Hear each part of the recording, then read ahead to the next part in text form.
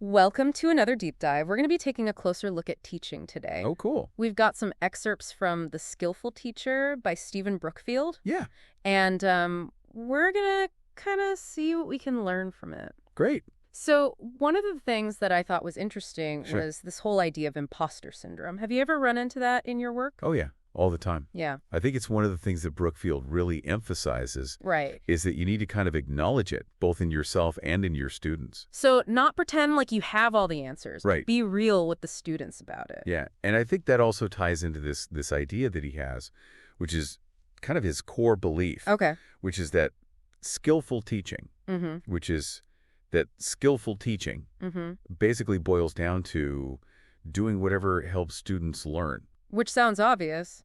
Yeah, it does. But then you get into like, well, what does that actually mean when Right. you think about all the different kinds of students and stuff? Exactly. And how do you accommodate different learning styles and readiness levels and backgrounds? Exactly. He has this great example of how he, Oh, on the first day of class, yeah. he always has like an alumni panel, Okay. but he actually leaves the room during the alumni panel What? That's so interesting. because he said that the students are much more likely to believe Oh, that makes sense. what former students say when he's not there. Yeah, they're not going to be as like, Right. oh, is this what the professor wants me to say? Exactly. Yeah. So he actually deliberately removes himself from the situation Wow. as part of his skillful teaching That's so interesting. because it helps students learn more. Yeah, and I think that also speaks to how you have to be willing to kind of think outside the box Right. and constantly evaluate what's working Mhm. and be ready to change and adapt. Absolutely. Yeah, that's for And I think he also talks about this in terms of the importance of getting feedback with Okay. your students. like what kind of feedback? So one of the things he talks about is this critical incident questionnaire, or CIQ. Okay. It's basically just like a short anonymous questionnaire Mm-hmm. where students can reflect on what happened in the class. Okay. And you know what they got out of it. Gotcha. He has this great story about how he actually discovered that he had made a racist comment What? through a CIQ Oh, wow. that he hadn't even realized he had said. Huh. And it was only because students felt comfortable enough Wow. to anonymously share that. That's such a powerful example of how, like, feedback, Yes. even when it's hard to hear, it Absolutely. can be so valuable. Right. Yeah. Wow. So he talks about the CIQ, but then he also talks about things like the minute paper where Ah. students summarize key takeaways Right. and Buddy's point where they identify things that are still unclear. Gotcha. So it's all about getting that feedback Yeah. and using it to adjust your teaching. Make sure that the students actually are getting what they need. Yeah. Yeah. So we've talked about imposter syndrome. We've talked about the importance of feedback. Mm-hmm. What else does he say students really value in their teachers? Mm. He talks about these two qualities that come up time and again, Okay. which are credibility and authenticity. Okay. I can see how credibility is important, Yes. but what does authenticity look like in the classroom? I think a lot of times we think we have to maintain this certain level of professionalism Mm-hmm. that maybe prevents us from being authentic. Right. But he's arguing that authenticity is really about Okay. being genuine and passionate about your subject, Mm-hmm. but also about being honest Mm-hmm. about your own struggles and limitations. Oh, so kind of like being real with the students. Exactly. That you don't know everything. Right. And you're still learning. Yeah, he even talks about how even small gestures can Ah. communicate authenticity and conviction, Like what? like providing detailed feedback Okay. on an assignment or having a quick follow-up conversation. So it's those little moments where the student feels seen Yes. and heard. Exactly. Yeah, that makes a lot of sense. So it's not about being perfect, Right. but about being real and relatable. Gotcha. And then, of course, he doesn't shy away from discussing the hidden emotional challenges Oh, that yeah. students face. I'm curious about that. He uses this really powerful imagery. Okay. He talks about imposter syndrome, which we already touched upon, Mm-hmm. but he also talks about cultural suicide Mm. and the loss of innocence. Whoa, those sound intense. Yeah. What does he mean by that? So when he talks about cultural suicide, he's really referring to the fear Okay. that some students, particularly those from marginalized communities, Mm-hmm. experience when they're worried that they're going to be rejected Right. by their family or their community Oh, okay. for embracing new ideas or ways of thinking. So it's not just about like mastering the course material. Right. It's also about these social and emotional implications. Exactly. And as teachers, Right. we need to be mindful of that. Totally. And then loss of innocence. Okay, tell me about that. When you're a student Yeah. and you've always believed that there are clear-cut answers, Mm-hmm. that there's a right and a wrong, Right. and then suddenly you're exposed to ideas that challenge those assumptions, that Yeah. force you to kind of confront ambiguity and complexity. It's kind of disorienting. Right. It can feel like you're losing that sense of certainty Mm-hmm. that you once had. Yeah. I remember feeling that way in college. It can be unsettling, Yeah. but it's also exciting to realize that there's so much more to learn Right. and so many different ways of seeing the world. Absolutely. And I think as teachers, we need to kind of be sensitive to Yes. that students are going through that. Providing us support and scaffolding as they grapple with these new ideas Right. and kind of guide them through the process. It's like we're taking a journey together. Exactly. Yeah. And speaking of journeys, Yeah. he has this hilarious analogy Okay. about the Roadrunner The Roadrunner. to describe the cyclical nature of learning. Oh, how does that work? So, you know how the Roadrunner is speeding along? Uh-huh. He seems invincible. Yeah. And then all of a sudden he runs off a cliff. Yeah. But for a moment, he's suspended in midair. He's defying gravity. He's defying gravity. Yeah. And that's kind of like that moment when students realize Mm-hmm. they're not as far along as they thought they were. Oh. And those feelings of inadequacy come flooding in. Right. But then, of course, just when it seems like he's about to plummet, Yeah. he turns around and gives Wile E. Coyote a little beep boop Right. and keeps running. Yeah. So the point is, Okay. even though those moments of self-doubt Right. can feel like the end of the world, Mm-hmm. they're usually temporary. Right. And with the right support, students could regain their footing. Totally. And keep moving forward. Yeah. And that's where our role as teachers comes in. Yeah. How can we help students kind of through those ups and downs? Well, I think a lot of it comes back to what we Yeah. were talking about before, Mm-hmm. normalizing those imposter feelings, Right. modeling vulnerability, Yeah. providing supportive scaffolding. So kind of like creating that safe Yes. space for them to Exactly. mistakes and learn and grow. To make it clear that mistakes are not evidence of failure, Right.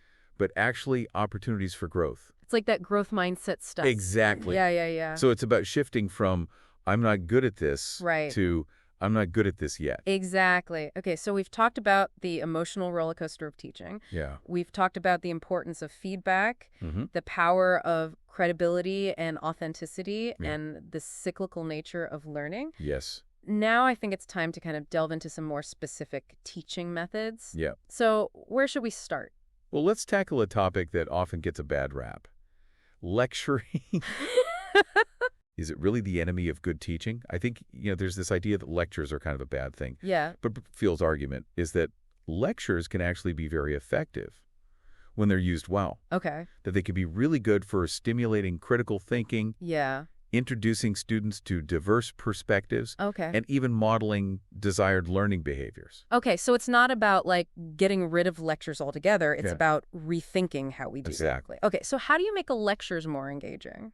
Well, he talks about a couple of things. One is this idea of chunking information into smaller, more digestible bites. Right. He also talks about incorporating buzz groups Okay. for brief discussions. Gotcha. And then he also talks about deliberately presenting alternative viewpoints Oh, to interesting. kind of stimulate that critical thinking. To get the students thinking about like, Right. okay, what are the other perspectives? Exactly. And then something else he talks about is scaffolding notes. Okay, what does that mean? So that's basically where you provide students with a partially completed outline Okay. or set of notes Okay. that they can then fill in during the lecture. So they're not starting from scratch. Right. Okay. Yeah, that makes sense. And then one of my favorites Okay. is what he calls the Siberia strategy. Siberia. Yeah. Okay. So you know how the back of the classroom is Yeah. often like Siberia? It's where the troublemakers go. Right. It's the place farthest from the teacher's authority, Gotcha. and it's where students go to disengage. Right. So he suggests that teachers occasionally break the mold Okay. and lecture from the back of the room. What?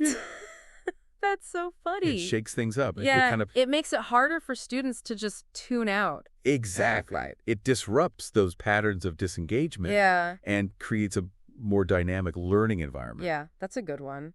Okay, so we've talked about how lectures can be a valuable tool Yeah. when they're used well. Yeah. But Brookfield's also a big advocate for discussion. Right. So why is discussion so important in his view? Yeah. He sees discussion as being really crucial for fostering critical thinking, Okay. tolerance for ambiguity, Mm-hmm. and the ability to recognize and challenge assumptions. It's like that back and forth. Yeah, it's like a mental gym Yeah. where students can exercise their intellectual muscles. Gotcha. But it's not just about the cognitive benefits. Okay. There are also social and emotional benefits. Oh, how so?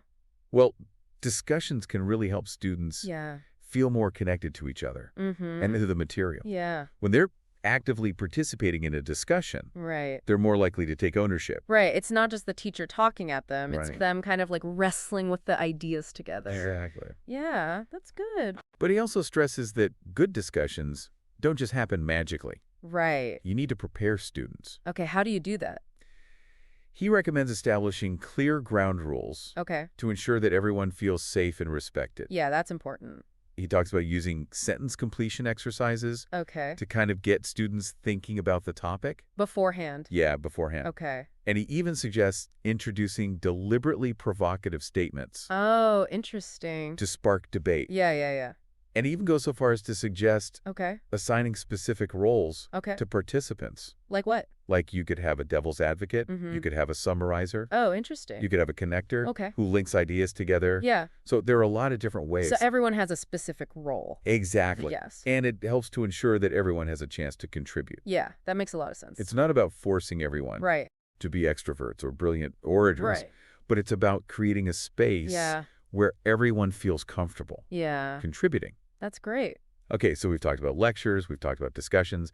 Now let's move into something that I Okay. think is really important for anyone who's navigating the world of academia, Okay. which is the politics of teaching. Ooh, the politics. Okay, I'm ready. So Brookfield doesn't shy away Yeah. from acknowledging Yeah. that teaching isn't just about pedagogy. Right. It's also about navigating Yeah. power dynamics, Right. institutional priorities, Right. and even battles over academic freedom. It's like this whole other layer Right. of complexity. Exactly. Okay. And he shares some personal anecdotes about how he's had to kind of navigate these waters, for Yeah. example. He talks about how he used writing Okay. to generate external recognition for his programs Okay. as a way to protect them from budget Uh-huh. cuts. So make yourself indispensable. Exactly. So they can't cut you. Right. Yeah. He also talks about the Yeah. importance of understanding the unwritten rules. Oh, the unwritten rules. Yeah, and building alliances and earning what he calls deviance credits. deviance credits. So that's the idea that if Yeah. you generally conform Yeah. to the norms and expectations of your institution, you build up a kind of credit Okay. that you can then spend on challenging those norms Gotcha. in areas that you really care about. So it's like picking your battles. Exactly. Okay. And he also stresses the importance of focusing Yeah. on structural changes, Okay. not just individual personalities. Why is that? Because individuals come and go, Right. but policies and systems tend to endure. Right. So if you really want to make a lasting impact, Yeah. you need to focus on Right. changing those underlying structures, The system. the systems. Exactly. Yeah, that makes sense. And then he also emphasizes the importance Okay. of creating a paper trail Okay. to document agreements and decisions. Oh, that's so important. Right? Especially when things can be so fluid and Right. power dynamics can change. Exactly. Yeah. Documentation in E. Absolutely. Okay, so we've talked about lectures, discussions, the politics of teaching. Yes. What about teaching online? Oh, yes. Does he address that? He does. He Yeah. actually dedicates a whole chapter to it Oh, wow. because he recognizes Yeah. that it's becoming increasingly prevalent. Right. And I think one of the first things he does Yeah. is he kind of dispels this myth Okay. that online teaching is somehow a quick and dirty. Right. Like it's the easy version. Right, like it's the easy version Yeah. of face-to-face teaching. Yeah. Like anyone can do it. Yeah. Yeah. And he actually argues that it could be even more time-consuming. Really? Yes. In what ways? Especially when it comes to things like providing feedback Okay. and building relationships. Oh, yeah, because you're not there in person. Right. Yeah. So you have to kind of work even harder Yeah. to create that sense of connection. To make sure students feel seen and heard Exactly. in that online environment. And he talks about being very intentional, Okay. about providing clear expectations, Okay. guidelines, That's and actually- feedback in that online setting. Okay, so it's kind of like amplifying those core principles Yes. of good teaching Exactly. in the online world. And he also talks about this idea of creating a social presence online, Oh, okay. which isn't about Yeah. like doing a dance in front of your webcam, Right. but it's about conveying warmth, Mm-hmm. personality, Right. responsiveness Yeah. in your online interactions. So how do you do that? Well, he talks about things like responding to student messages Right. promptly, Okay, that's good. using humor, Okay. personal anecdotes, Yeah. even sharing photos or videos of yourself. Oh, okay. So it's like little ways Yeah. to humanize yourself Exactly. in that online space. And when it comes to facilitating discussions online, Ooh, yeah, because that's hard. Yeah. How do you get that same kind of energy that you get in a face-to-face? Yeah, he recommends setting clear ground rules, Okay. using prompts that connect to the course content, Okay. and even incorporating techniques like circular response, What's that? where each speaker builds on the previous participant's observation. Oh, okay. So it's like that Okay. that sense of flow. Right, Yeah. even in an asynchronous environment. Oh, okay. Cool. And he also suggests experimenting with a variety of formats, Oh, from asynchronous discussion boards right. to live chat sessions Okay. to small group video conferences. So it's like finding what works for you and Exactly. your students. And for your students Yeah. in that particular context. Yeah. Okay. That makes sense. So even though online teaching Mm. presents its own unique challenges, Yeah. it also offers opportunities to be creative and innovative Right. in how we connect with students Yeah. and facilitate learning. Okay, so we've talked about lectures, discussions, online teaching, but I think there's another challenging aspect of teaching that we Okay. haven't touched on yet, What's that? which is dealing with student resistance. Right. It can be so disheartening when you put so much effort into a Yes. lesson or an activity Mhm. and the students just aren't into it. Well, one of the things that Brookfield emphasizes Yeah. is that resistance to learning Mm-hmm. is normal, Mm-hmm. natural, Right. and even inevitable. Right. It's not a sign that you're a bad teacher. That's good to hear. It's simply part of the process. Okay. He even shares a personal anecdote Okay. about his own resistance to learning to drive. Really? Yeah. He's like, we've all been there. Oh, that's funny. We've all experienced that Yeah. reluctance to embrace Yeah. new knowledge or skills. Right. And he points out that Yeah. resistance can manifest Yeah. in many different ways. Okay, so it's not always like open defiance. No. Okay. It could be passive disengagement. Right. It can be not participate. exactly like a that. lack of effort. Right. And so the key, he says, is Yeah. to understand the root causes. Okay, like the why. The why. Yeah. What is it that's Yeah. causing this resistance? Yeah. Is it fear, Okay. anxiety, Mm-hmm. past negative experiences, Right. a lack of trust in the teacher? Oh, Because okay. once we understand the why, Yeah. Yeah. then we can start to figure out the how. Yeah. Okay, so how do you respond? So some of the strategies he talks about Yeah. are building relationships with students, Okay. providing clear expectations and instructions, Right. scaffolding, learning to make Mhm. it feel manageable, Okay. Yeah. modeling vulnerability Okay. by admitting our own struggles. So being real. Right. Being real Yeah. and even acknowledging the legitimacy Oh, that's interesting. of some forms of resistance. What does that mean? So sometimes resistance is Yeah. actually a sign that students are critically engaging with the material. Okay. They're questioning assumptions. Right. They're pushing back against Yeah. dominant narratives. Right. And that can be a good thing. Yeah. It's our job to create a space Yeah. where those critical voices can be heard Yeah. That makes sense. and explored Yeah. rather than shut down. So it's not like a problem to be solved. It's an opportunity for growth. Exactly. It's a Yeah. powerful shift Yeah, that's good. in mindset. Yeah. But I think we also need to remember Yeah. that teaching Mm-hmm. is also a profession. Right. And as with any profession, Yeah. there are political realities. The politics. Yes, the politics. Let's talk about that. All right, so Brookfield uses some pretty vivid imagery Okay. to describe the political landscape of Okay. academia. All right. He compares departments to snake pits Whoa. and tenure committees to kangaroo courts. Yikes. So he's not pulling any punches, Yeah. but he also offers some practical advice Okay. for surviving Yeah. and even thriving Okay. in this environment. Yeah. He talks about the importance of understanding Oh, right. those unwritten rules Right. Right. Right. of the game, Yeah, those unwritten rules. earning those deviance credits. The deviance credit. The deviance credits. Okay. And focusing on structural changes Right. rather than Okay. individual personalities. So not getting caught up in the drama. Right. But really focusing on like what are the systems. Exactly. Yeah. And he also emphasizes the importance of Okay. building alliances Okay. and creating a paper trail. Yes. Documentation. Documentation is key Okay. because you want to be able to protect yourself and your So- work. Totally. Yeah. So it's about being savvy Mm-hmm. and resilient, Yeah. but also about working within the system Right. to create meaningful Mm-hmm. and lasting change.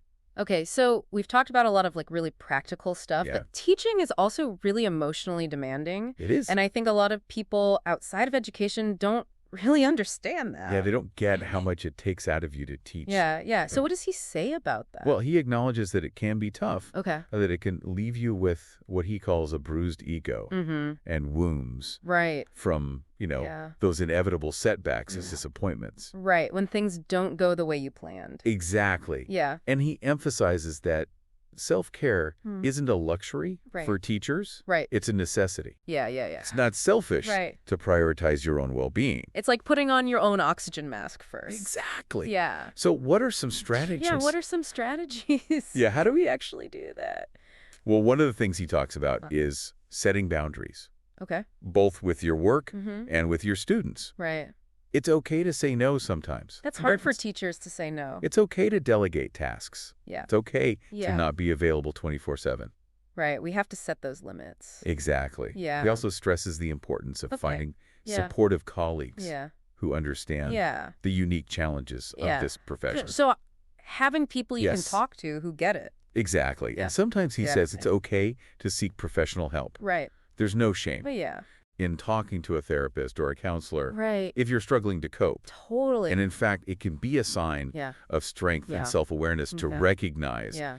that you need that support. Right. He also encourages teachers Yeah. to engage in regular reflection, Okay. to critically examine their own assumptions, biases, Okay. and practices. Yeah, so that kind of goes back to the CIQ. It does. But he suggests other things as well, right? Yeah. Okay. So he talks about keeping a teaching journal, Oh, okay. which can be a great way Yeah. to process your experiences, Right. track your growth, Okay. and identify areas where Yeah. you want to improve. Yeah. But he recommends seeking feedback from colleagues Right. and students, Yeah. and even using video recordings Video recordings. to observe your own teaching. Oh, that would be hard to watch. It can be, Yeah. but it can also be very insightful. I can see that. Right? It's about Yeah. holding a mirror up to yourself, Right.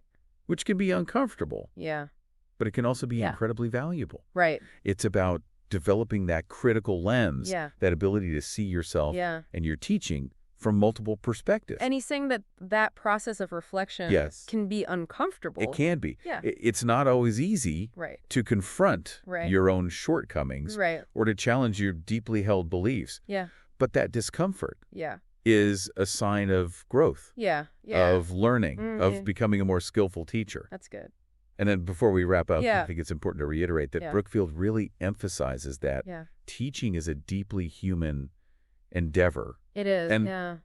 It's okay to be human. Right. It's okay to make mistakes. Yeah. It's okay to feel frustrated, overwhelmed, Yeah. even burnt out at times. Right. And it's important to celebrate those small wins, those Yeah. moments of connection Right. with our students Yeah. that make it all worthwhile. Absolutely. So it's about kind of like finding the joy in the journey, Yeah, even when it's hard. even when it's hard. Yeah. Okay, so I think this has been a really rich And conversation it has. about the skillful teacher. Yes. And I think it's given us a Yeah. lot to think about Yeah. in terms of how we approach our teaching. Yeah, and how we can be more skillful Exactly. in what we do. Yeah. All right, so let's kind of move into our last section Yeah. where we tie everything together. Sounds good? Okay, so we've been talking about all these different challenges and insights from the skillful teacher. Yes. And I keep thinking back to that working philosophy of teaching. Right. It's so important. So can we like dive a little deeper into that?